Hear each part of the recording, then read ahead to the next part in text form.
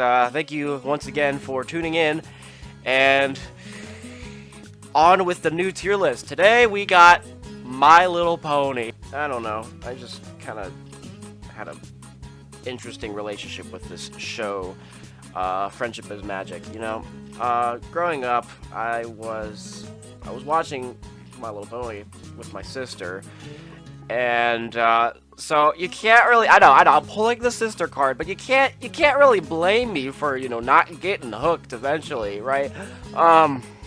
So today we are going to be ranking the main 6, and quite literally and figuratively, because I guess I just now learned this, but those little tattoos that each pony has.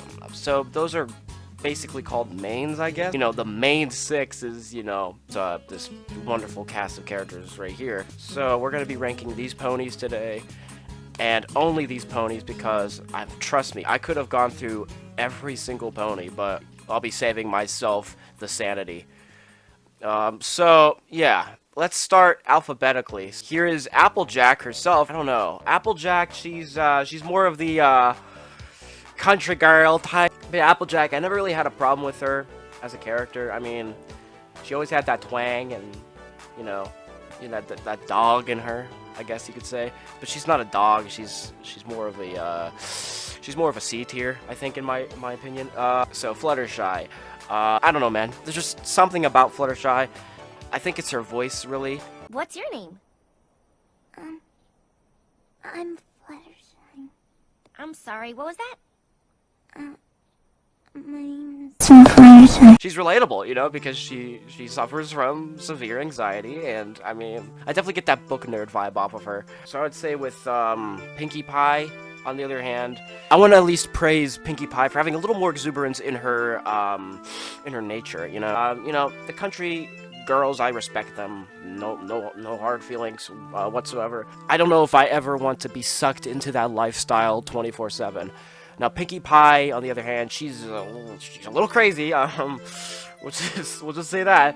But I think there's a bit more excitement to it all with Pinkie Pie, because she's very unpredictable. You never know what you're gonna get with a girl like Pinkie Pie. So, I would only have to rank her a B above Applejack, because if I had to choose, I would probably spend the night with Pinkie, because the night could just be whenever we make it.